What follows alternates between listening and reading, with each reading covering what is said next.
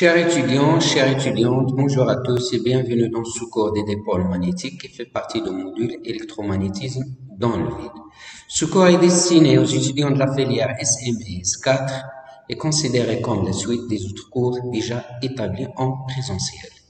L'objectif de cette leçon est de déterminer le potentiel vecteur et le champ magnétique créé à grande distance par un dipôle magnétique en un point quelconque de l'espace. À partir d'expressions du champ magnétique qui sera déterminée, on peut ainsi déduire les lignes du champ magnétique. On terminera ce cours par l'étude des actions que subit un dipôle magnétique, c'est-à-dire qu'on va examiner l'effet d'un champ magnétique extérieur sur le dipôle magnétique. Dans un premier temps, on commence par définir la notion d'un dipôle magnétique en mettant l'accent sur les différents types de dipôles. On appelle dipôle magnétique toute source de champ magnétique qui peut être un circuit parcouru par un courant I ou un aimant et dont les dimensions petit t sont très petites devant les distances petit r auxquelles on se place pour étudier ces effets. On désigne ici par les effets le champ magnétique que peut produire une source de champ. Sur cette figure, on représente un dipôle magnétique parcouru par un courant I et de dimension petit t. M est un point de l'espace où on veut déterminer le champ magnétique P créé par le dipôle. Ce point M est distant de R égale à N d'origine O de dipôle, tel que petit r est très grand devant la dimension T de dipôle, ce qu'on appelle l'approximation dipolaire. Ce dipôle magnétique est entièrement caractérisé par un vecteur dipolaire magnétique noté petit m orienté selon l'axe OZ, axe de dipôle. Qu'est-ce qu'un moment dipolaire magnétique? On appelle moment magnétique d'un dipôle cas d'un circuit filiforme noté C. Le vecteur petit m égale à I fois le vecteur S est égal à I fois le S fois le vecteur petit n, où S est la surface du dipôle s'appuyant sur le contour C et petit n est le vecteur unitaire perpendiculaire à la surface du dipôle et dans le sens il y a celui du courant par la règle du tire-bouchon ou la règle de la main droite. L'unité de moment magnétique est l'ampère mètre carré. Alors, comme l'indique cette figure, le vecteur moment magnétique a une direction qui est perpendiculaire au plan de la surface de dipôle. En ce qui concerne le sens, si on applique la règle du tire-bouchon,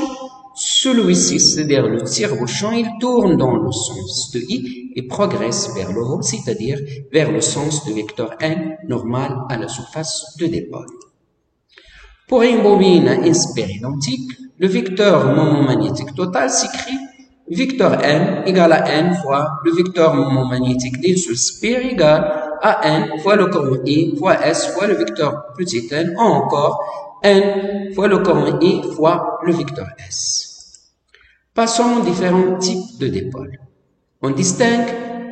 deux types de dipôles, dipôle actif et dipôle passif.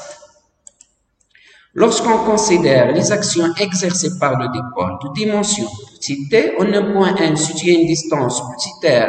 d'une origine O du circuit, tel que la dimension T de dipôle est très inférieure à petit r, on parle d'un dipôle actif. Un dipôle actif peut être considéré comme un circuit parcouru par un courant I et crée un champ magnétique à grande distance, c'est donc un créateur de champ magnétique.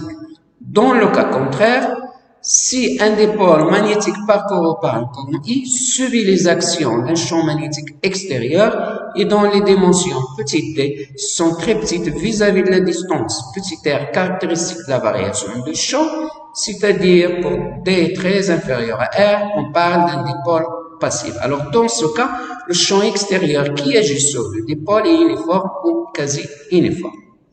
Un dipôle est donc dit passif si on étudie à grande distance par rapport aux dimensions D de dipôle l'action d'un champ magnétique extérieur uniforme ou quasi uniforme sur le dipôle magnétique. Alors passons au calcul de potentiel vecteur créé à grande distance par un dipôle magnétique. Alors pour ce faire, considérons un dipôle circulaire représenté par une courbe C de centre O, de rayon grand R et parcouru par un courant I et ayant un moment magnétique orienté selon l'axe OZ, axe de dipôle. On suppose que ce dipôle magnétique il est contenu dans le plan OXY. Alors, soit M un point d'espace où on veut déterminer le potentiel vecteur, soutient une distance petit r d'origine O de dipôle, avec R qui représente la coordonnée radiale et coordonnée sphérique R, θ et phi. Pour établir l'expression de potentiel vecteur A et de fait que la sphère circulaire est considérée comme un conducteur filiforme, on considère donc un élément de longueur D de L soutient un point P de la sphère. Cet élément dl crée en M le potentiel vecteur élémentaire D de A égale à μ0 sur 4pi I fois le vecteur dl sur P de M, avec le vecteur P de M qui est égal au vecteur OM moins le vecteur O de P. Le vecteur OM est égal à petit r fois le vecteur unitaire E petit r et le vecteur O de P est égal au rayon fois le vecteur unitaire E grand R. Avec E petit r est un vecteur unitaire de la base sphérique ER, Eθ, E de phi relative au point M,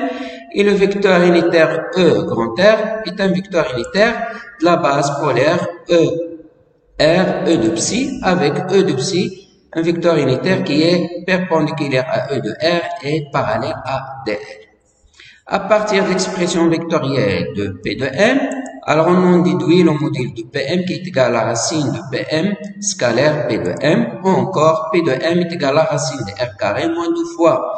produit scalaire de vecteur OM et O de P plus R carré égal aussi à R, facteur de cette quantité, le tout à la puissance 1/2. Alors, à partir de la définition du dipôle, on a le rapport grand R sur petit r très inférieur à 1. On peut donc négliger le terme d'ordre 2 égal à grand R carré sur petit r carré devant celui d'ordre 1 égal à grand R sur petit r, d'où on a 1 sur Pm égal à 1 sur petit r facteur de 1 moins 2 grand R sur petit r produit scalaire des deux vecteurs unitaires E petit r et E grand R, le tout à la puissance moins 1/2. Alors, on pose petit x est égal à grand R sur petit r très inférieur à 1, c'est-à-dire que x tend vers 0, un paramètre A égal à 2 fois le produit scalaire de E petit r et E de grand R. Alors, dans ce cas, 1 sur Pm s'écrit sous forme d'une fonction f de x qui est égal à 1 moins ax plutôt à la puissance moins 1/2. Alors, comme x tend vers 0, on peut donc effectuer un développement limité de la fonction f de x voisinage 0 à l'ordre 1, ce qui donne f de x égale à f0 plus f'0 fois x est égal à 1 plus ax sur 2. Alors, ce qui conduit à 1 sur Pm égale à 1 sur R, facteur de 1 plus grand R sur petit r, E petit r scalaire E grand R. Alors, en reportant cette expression dans la relation de potentiel vecteur A, à savoir l'intégrale de I D de L sur Pm, le potentiel vecteur A s'exprime sous forme de deux expressions d'intégrale qu'on doit calculer. L'intégration s'effectue sur tous les points P appartenant à la courbe C. Alors, commençons par l'évaluation du premier intégral. Alors, soit R, c'est les coordonnées polaires de P, le vecteur O de P s'exprime ainsi par la relation. Le vecteur O de P est égal au rayon fois le vecteur E grand R, avec le vecteur unitaire E grand R est égal à cosinus psi fois I plus sinus psi fois J. Alors, ce qui implique que le vecteur D de L qui est égal à D de P est égal à R D de psi moins sinus psi I plus cosinus psi fois J, ou encore R D de psi E de psi, avec E de psi est égal à moins sinus psi I plus cosinus psi fois J. Alors, on remarque que le vecteur D de S s'exprime par deux expressions. Une première expression établie dans la base cartésienne fixe, et une deuxième expression exprimée dans la base polaire ER, E de psi.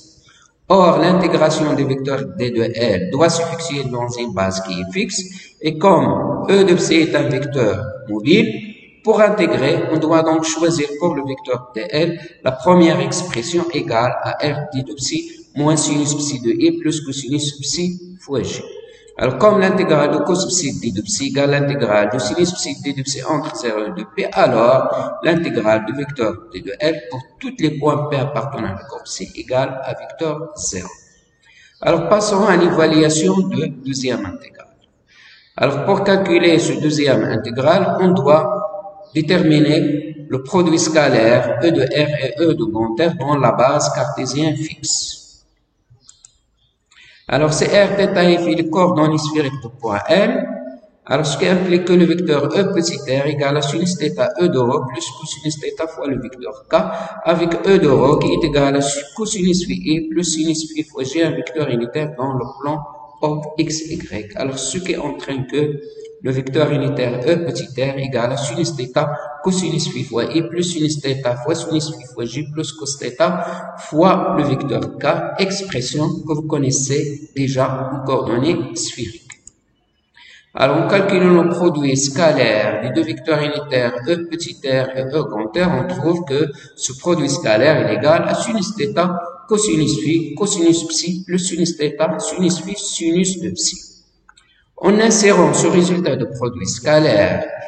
et celui de vecteur dl égal à r de psi moins sinus psi et plus cosinus psi fois j dans l'expression de potentiel vecteur A, on obtient une expression sous cette forme pour le potentiel vecteur A, où psi est la variable d'intégration, θ et phi sont des constantes. Alors, dans cette expression d'intégrale A, il existe trois types d'intégrales, à savoir l'intégrale de cosinus psi sinus psi d de psi entre 0 et 2 pi qui est égale à 0, et l'intégrale de cosinus carré de psi d de psi entre 0 et 2 pi qui est égale à l'intégrale sinus carré de psi d de psi entre 0 et 2 pi égale à p. Alors, en effet, pour évaluer ce premier intégral, on fait le changement de variable x égale à sinus de psi, ce qui donne dx est égal à cos psi d de psi, et par suite l'intégrale de cosinus psi sinus psi d de psi entre 0 et 2 pi égale à l'intégrale de x dx entre 0 et 0, ce qui vaut 0. Alors, pour évaluer le deuxième et troisième intégral, on doit expliciter les deux termes cos carré de psi et sinus carré de psi, soit